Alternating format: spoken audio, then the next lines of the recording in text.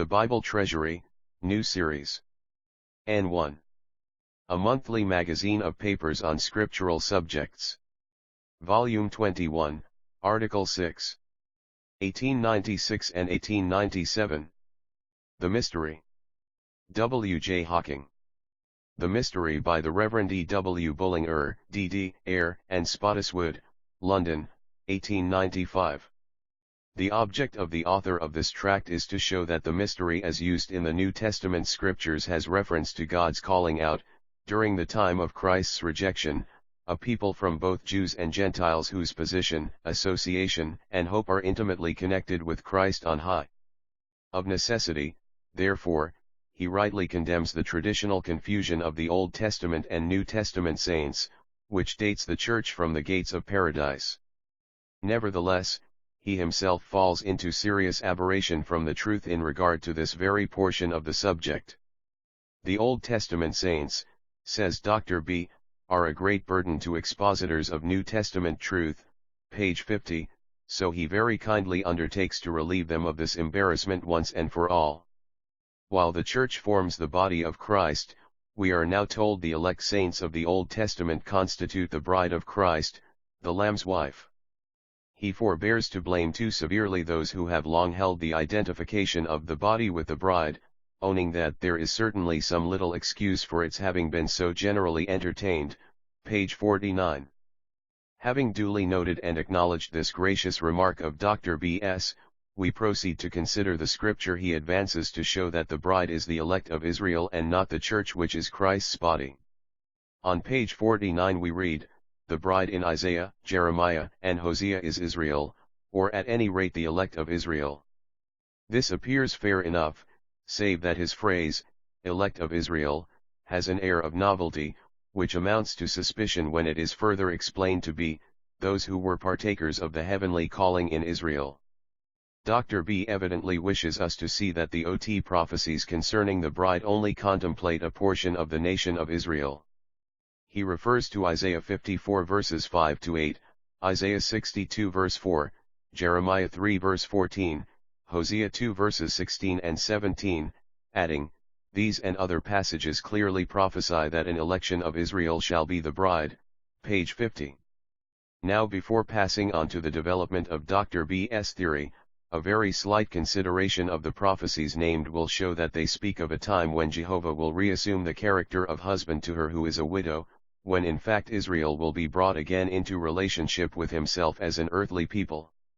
There is certainly nothing in the prophecies adduced to indicate that the subjects of them were partakers of the heavenly calling, a phrase Dr. B. has appropriated from the New Testament, not the Old, to bolster up his theory. Take his first passage, Isaiah 54 verse 5. It says, "Thy Maker is thine husband truly," but the very same verse gives him another title, "the God of the whole earth." What is this but an earthly blessing in the millennium? So also in verse 3 of the same chapter, speaking of Israel, "Thy seed shall inherit the Gentiles, and make the desolate cities to be inhabited." We are sure Dr. B., with the regard he continually avows for the congruity of figures, will not seriously connect desolate cities with the heavenly calling. But neither does Isaiah 62 verse 4 yield real support. We have there not a celestial but a terrestrial sphere. Zion and Jerusalem in verse 1 locate the promised blessings, and righteousness and salvation are for the saints in the land. "Thy land shall be married," we read, "and therein Israel shall enjoy the corn and the wine," verses 8 and 9. Does Dr. B. really expect us to credit that these prophecies refer to a heavenly bride? We turn now to Jeremiah 3 verse 14, "I am married unto you." This chapter treats of the still future restoration of the Jews to Palestine. We are unable to trace the slightest reference to the partakers of the heavenly calling. But treacherous Judah and backsliding Israel repent and come to Jerusalem, the throne of Jehovah. They will come out of the land of the north to the promised land, and all nations even shall be gathered to Jerusalem, verses 17 and 18. Can there be any doubt that the figure of marriage is here applied to the re-establishment of God's earthly people, and has no sort of reference to the partakers of the heavenly calling? Hosea 2 is no less conclusive that an earthly people is the subject of the spirit of prophecy. Earthly judgments first fall upon that guilty nation, verses 9 and 15, and then Jehovah promises to make a covenant for her with the beasts of the field and the fowls of the heaven, and to break the bow and the sword, and to make them lie down safely. And the earth shall bear the corn, and the wine and the oil, and they shall hear Jezreel, verses 18 to 23. It is unquestionably pictorial of a scene of earthly blessedness under renewed relationship to Jehovah. The teaching therefore of the 4 Old Testament prophecies to which Dr. B makes reference is that time is yet to come when Israel will be the bride of Jehovah, and that time cannot be until the chosen nation is gathered into its own land under the sway of Jehovah and his anointed. Turning to Dr. B, we are astounded at the position he takes up. He coolly asserts, for it is really without either scripture or argument to support it, that the elect saints of the Old Testament will form the bride, which is the great city, the holy Jerusalem of Revelation 21 verses 9 to 27. This, he contends, is the city for which all those who were partakers of the heavenly calling looked, page 51, and he refers to Hebrews 11 verses 13 to 16. As a matter of fact, after observing how many folks Dr. B seeks to set right in his little treatise of rather less than 60 pages, we were scarcely prepared to fall upon such glaring inconsistency in the author himself. For, observe, he will have it, page 50, that the saints of old who died in faith are those who form the heavenly bride of the Lamb. But he quotes 4 prophecies, pages 49 and 50, that refer to Israel's restoration to the land under the figure of marriage. And he knows these are yet to be fulfilled because he tells us that Israel's blindness will come to an end, page 10. When that is so, there will be the earthly bride. So that if Dr. B.'s notions have any foundation, there will be 2 brides, a heavenly and an earthly. And he is found to hold the very thing that he himself condemns on page 49, viz., that there are 2 brides, and sets himself to disprove. It has rarely been our lot to come across such an instance of thinly disguised self-contradiction as this. The truth is that there are 2 brides, only the heavenly one is the church and not the saints who died in Old Testament times, as Dr. B maintains without adequate support. There were always, he says, those in Israel who lived by faith and died in faith, and were partakers of the heavenly calling. They looked for a heavenly country where God had prepared for them a city, Hebrews 11 verses 13 to 16. Abraham also looked for a city which hath foundations. Turning now to Revelation 21, we are reminded that the bride is there introduced under the symbol of a city. Now, exclaims Dr. B in emphatic capitals, what are we to understand but that the city A which is declared to be the bride, the Lamb's wife, is the city for which all those who were partakers of the heavenly calling looked, and that these elect saints of the Old Testament will form the bride, page 51? We do not, however, understand the same from these scriptures as Dr. B, even with the aid of his capitals. It surely does not follow that because city occurs in Hebrew and in Revelation, it necessarily symbolizes the same truth in both places. We had not yet learnt that because we read of an ark in Genesis 6 and Exodus 2 and in Exodus 25 of the Ark of the Covenant, the Ark of Bulrushes and Noah's Ark were synonymous terms. Indeed, we must remind Dr. B that on pages 13 to 15 he himself has shown that a single word, ecclesia, can be used in several senses. Why, therefore, may not the word, city, be used to convey 2 different ideas in 2 books? In Hebrews 11 the word is used to portray that established and permanent abode in heaven for which the Old Testament saints looked in contrast with their temporary and uncertain residence upon the earth. Abraham awaited the time when he should exchange his tent for a city, and so did the other patriarchs. But in Revelation 21 the city symbolizes the saints themselves, just as in Revelation 17 and 18. Another city, Babylon, sets forth corrupt Christendom in the last days. Here then the bride is the city, while the Jewish saints hope to be in a city, that is, a glorious dwelling place on high. But the holy Jerusalem which John sees seems emblematical rather of a seat of government than a habitation. In the following page, 52, we encounter some extraordinary statements indeed.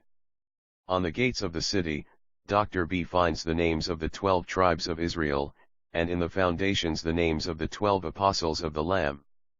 We should have supposed that the names of all the 12 apostles would have satisfied even a divine of the 19th century that the holy city was the Church of God. But they are no match for Dr. B. With one stroke of his pen he cuts off the whole band. We are familiar with wholesale excommunications by arrogant popes, but even they were never bold enough to turn Peter and the 11 en masse out of the church of which they were the honored foundations, Ephesians 2. But Dr. B is troubled by no squeamish scruples. What can he do with his theory about the bride if the apostles form part of the body of Christ? With rare effrontery, urged on by overwhelming zeal for the offspring of his imagination, he declares that the 12 apostles are separated off from the church. The church is part of the bridegroom, but the apostles form no part of the bride. There is, therefore, according to our author, not the shadow of a shade of a doubt that those who have regarded Peter and John, for instance, as among those whom God set first in the church, have been the unfortunate victims of an egregious delusion. The fact that the names of the 12 apostles are seen in the foundations of the symbolical city of Revelation 22 receives an explanation from the epistle to the Ephesians, Ephesians 2 verses 19 to 22. It indicates, in spite of Dr. B.'s reveries, that the apostles had a good deal to do with the church. So far from being outside of it, they are as closely connected with it as a foundation is with the building raised upon it. Saved Jews and Gentiles were and are being built upon a foundation which is not of the Apostle Paul to the exclusion of the others, but of the apostles and prophets, Jesus Christ being the chief cornerstone. This building under the workmanship of the Holy Ghost is growing unto a holy temple in the Lord. In that same word the Ephesian saints, with other believing Jews and Gentiles, are viewed by the apostle as forming God's house upon the earth, God dwelling in it by his Spirit. Here then in this epistle, which especially treats of the mystery, the body of Christ is presented as a building having the apostles for a foundation, and growing to a temple in the Lord, but is even now God's habitation in the Spirit, compare 1 Peter 2 verses 5 and 6, while in Revelation 21 a building is again presented to us, having foundations in which are the names of the 12 apostles of the Lamb. Now, what more simple and unstrained than to see in both places a figure of the church, the body and bride of Christ? Nay, says the author of the mystery, that cannot be. What are we to do with the promise of Christ to the apostles which has never been abrogated, that they should judge the 12 tribes of Israel, Matthew 19 verse 28, if they form part of the body of Christ, page 52. But it is puzzling to see how membership of the body of Christ would hinder the apostles from judging the tribes of Israel, any more than it would hinder the Corinthian saints from judging the world, 1 Corinthians 6 verse 2, or the overcomer in Thyatira from ruling the nations with a rod of iron, Revelation 2 verses 26 and 27. Will Dr. B amputate the body still further by cutting off the Corinthian saints and those in Thyatira? The sole justification for his monstrous excision of the apostles is a comparison of Matthew 19 verse 28 with Revelation 21 verse 14. Let wise men examine for themselves. What necessary connection is there between the names in the foundations and sitting on 12 thrones? On page 54 Dr. B sums up in very decided terms, what is clear and certain is that the church is the body of Christ himself and that the members of the body being in Christ, mystical, are part of the bridegroom, and cannot possibly, therefore, be the bride herself. Now it is hardly conceivable that our author is unaware of the common danger of confusing the sign with the thing signified. He surely knows also that it is a frequent and well understood practice to compare an object in two perfectly dissimilar ways, for the purpose of illustrating two distinct qualities of that object. We will give an example of this to make our point quite clear. Let us suppose that an impatient reader, referring to a treatise of inconsequential ideas and vain fancies, alludes to its author as a goose, and subsequently as a mule. By the first figure he would probably wish to convey the general vacuity of thought characteristic of the writer, and by the second his stubborn persistence in wrong notions. And though the figures might perhaps be more forcible than elegant, they would be perfectly admissible. But Dr. B would contend that they must refer to two different persons. For, he would say, if a man is a goose, how can he be a mule? One is a biped, the other a quadruped. One cackles, but the other kicks, and so on with other dissimilarities. But does he not forget that though a goose cannot be a mule, a man may be both a goose and a mule at the same time, inasmuch as it is quite possible for him to be not only foolish but obstinate as well? Dr. B keeps insisting that the body cannot be the bride, when the truth is that it is the church which is figured both as the body and the bride.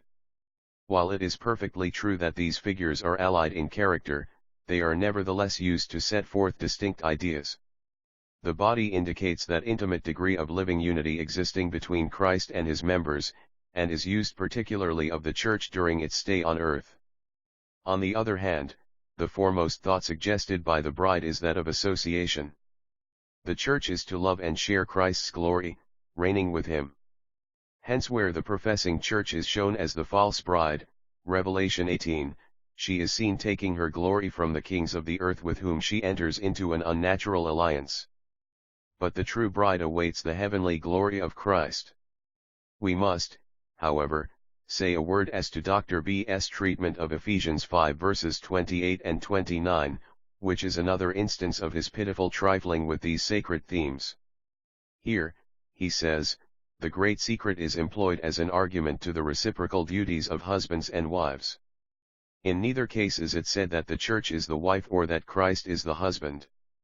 But that as Christ loves his body, the church, so husbands ought to love their bodies, their wives, page 54.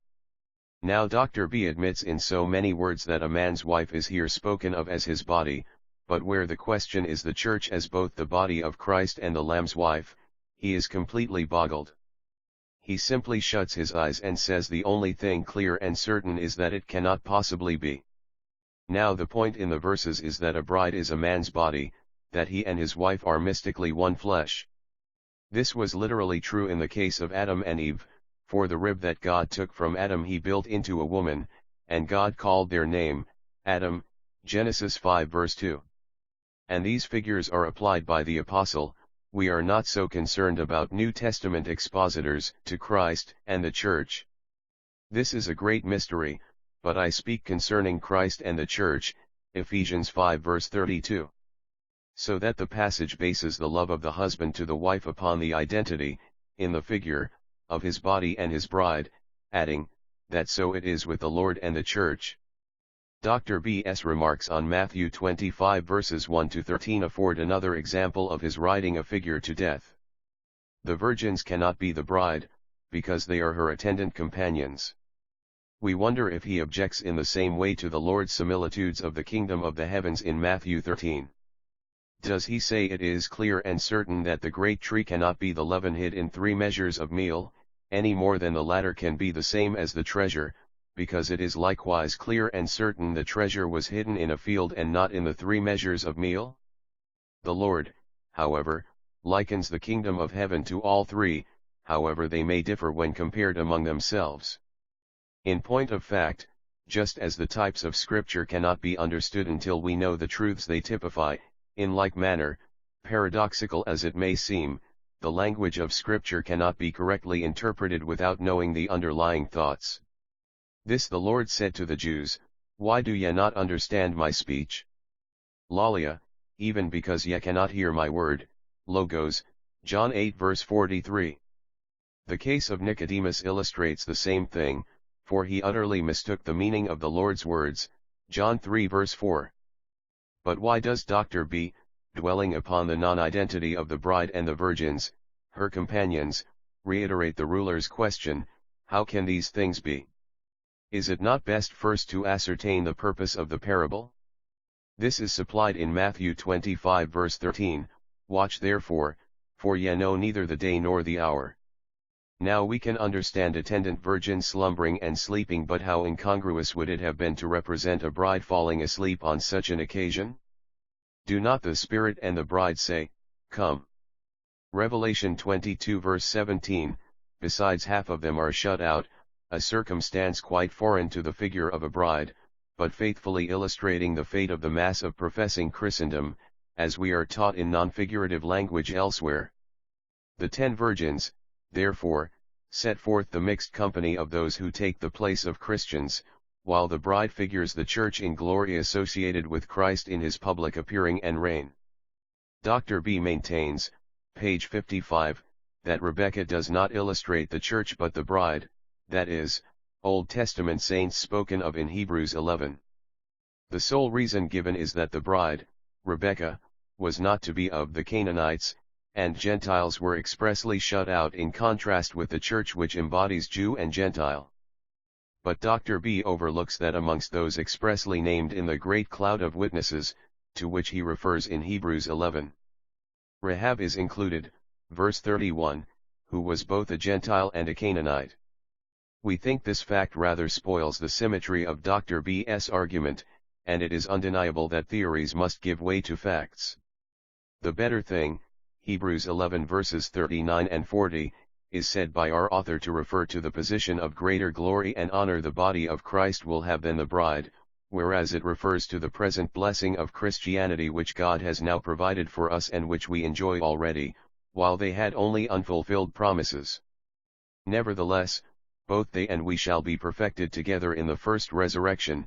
Compare the use of better, in Hebrews 7 verses 19 to 22, Hebrews 8 verse 6, Hebrews 9 verse 23. We have now examined the scriptures that Dr. B has brought forward to show that the body of Christ is not identical with the heavenly bride of Christ, and we find that not one of them bears him out in his misshapen theory. Being overoccupied with the nature of the metaphors employed, he has missed the truth signified. The body, which indicates in a word the nature of present living unity betwixt Christ and the Church, is characteristically found in the epistles, while the bride, signifying the future association of the Church, when perfected and glorified with Christ, is appropriately used in the prophetic visions of the Apocalypse. What is first his body becomes his bride, as in the case of Adam and Eve, Genesis 2, which Ephesians 5 authorizes as a picture of Christ and the Church. Until the nuptial day, the Church awaits with joyous anticipation. The Spirit and the bride say, "Come," Revelation 22 verse 17. How perverse to suppose that the Holy Ghost is moving the spirits of the departed saints of Old Testament days, who are now on high, to cry, "Come." The bride here can only refer to the Church, which alone is the habitation of the Spirit. Besides, it is the saints on earth, not those in the presence of Christ, who says, "Come." The fact is Dr. B.'s theory does not accord with the truth as revealed. He has offered us bread, but we find it is a stone. We propose, D.V., to examine some further points raised by Dr. B. in this tract. Dr. B. informs us that the truth of the mystery, that is, his explanation of the mystery, removes another popular tradition, that the Church dates from Pentecost. It is only a traditional interpretation on the part of man and is destitute of any authority unless it can be proved to be so from the Word of God, page 43. The reason he gives in support of his position is novel enough. It is a mistake, he says, to look for anything about the Church in the Acts. This notion, of which the doctor seems not a little proud, crops up here and there throughout the tract. He refuses to allow that the Church is referred to in either the Gospels or the Acts. Thus, in the Gospels and the Acts we have the kingdom rejected, in the Epistles we have the interval, but chiefly in its relation to the Church, page 11, and similarly on page 15. The Acts records the transitional history between the rejection of the kingdom, and the setting up of the Church, page 42. The Acts is like the Gospels, a historical record of the rejection of the king and the kingdom of Israel, page 43. From an expression on page 44, we hope Dr. B only meant to emphasize that the doctrine of the Church is confined to the Apostles, and that he would be ready to grant that in the Acts we have the history of the founding and practice of the Church.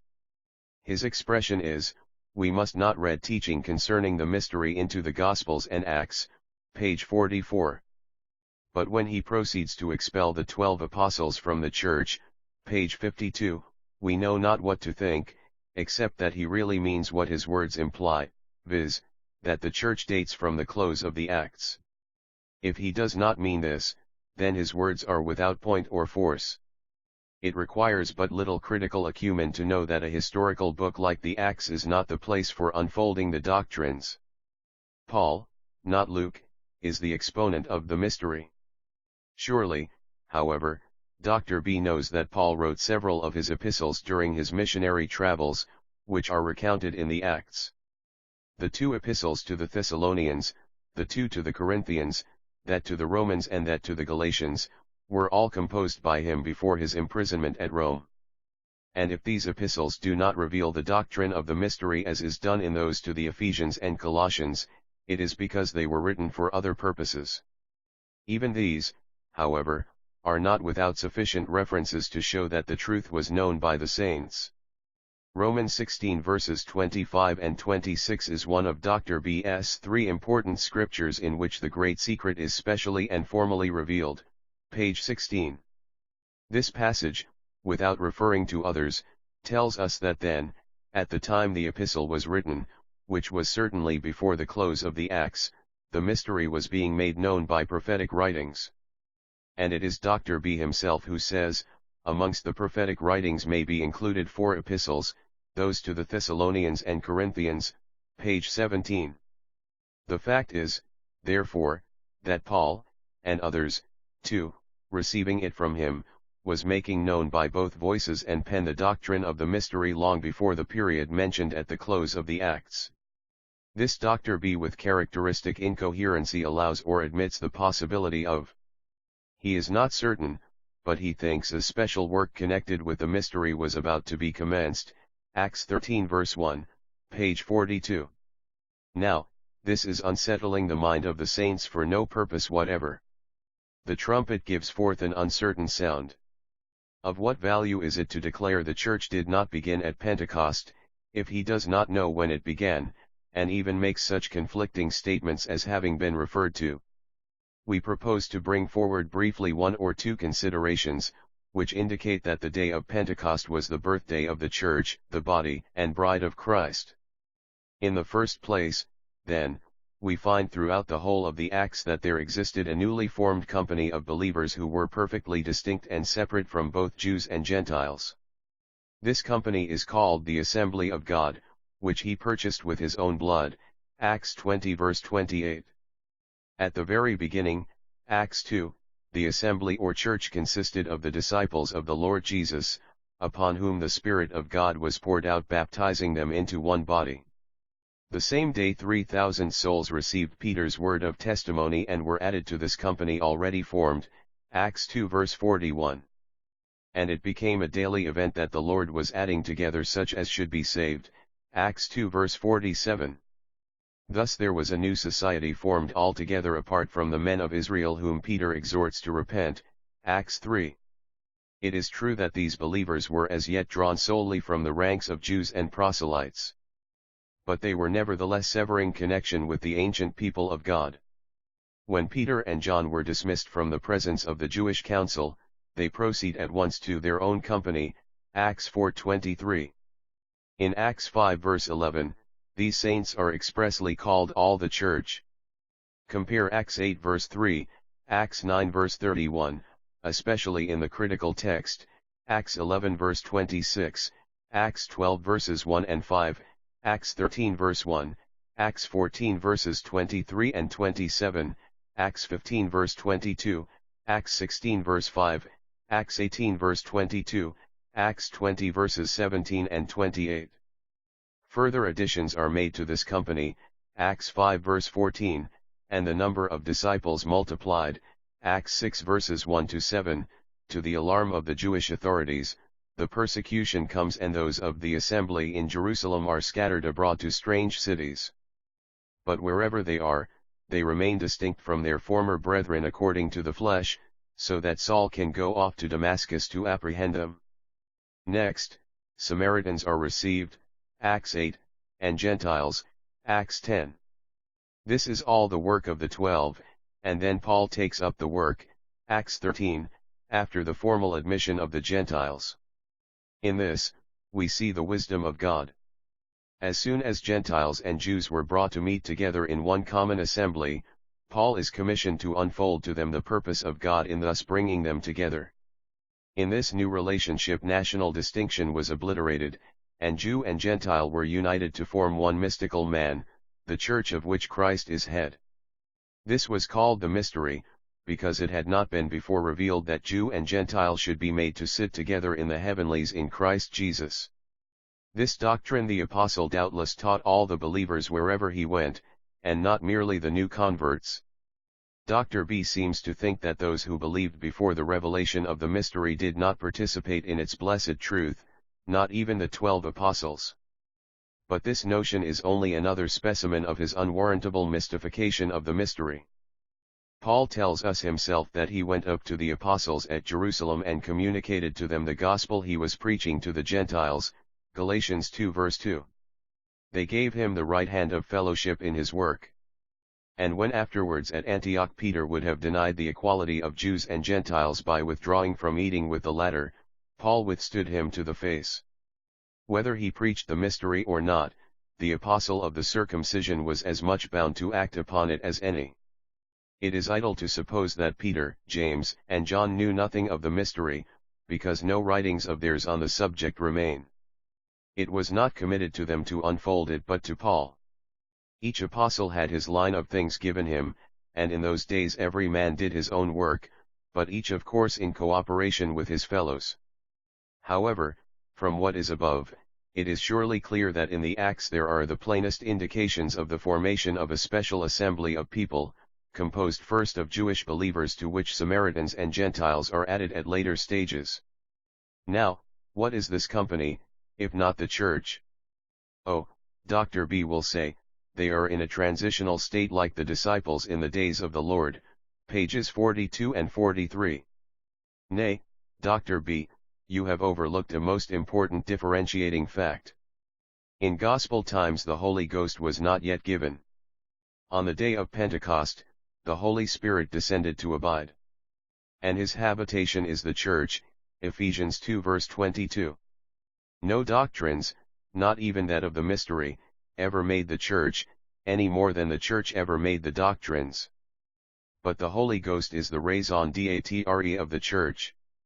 As long as he is here, so long will the church be here. When he came, it was to unite believers to Christ in glory. Thus the church dates from Pentecost, because of the presence of the Holy Ghost. Ananias and Sapphira are solemn proofs that he was then dwelling in the church, Acts 5 verse 3. There is the development of the peculiar features of the church as Gentiles are admitted, but this in no degree affects the truth that Pentecost was the date of the inception of the church. To hold otherwise is to dissociate the Holy Ghost from the formation of the church, an historical circumstance which is indicated with notable distinctness in the opening of the Acts, and also to confuse the fact of the establishment of the heavenly relationship of the saints with the revelation of that relationship. Would Dr. B maintain that no one is a member of the body of Christ unless he knows the truth of the mystery? And yet the sum and substance of his reasoning is to show that the date of the revelation of the mystery must be the date of the formation of the church, a conclusion for which no scriptural warrant can be found. There are other points of error in the tract, but those already noted will suffice to show that the whole structure of the theory is raised upon an unscriptural basis. We trust, therefore, that Dr. B will reconsider the whole subject, for we assume from the title of another tract of his, that he agrees with us as to the importance of accuracy in the study of Holy Scripture. W.J.H.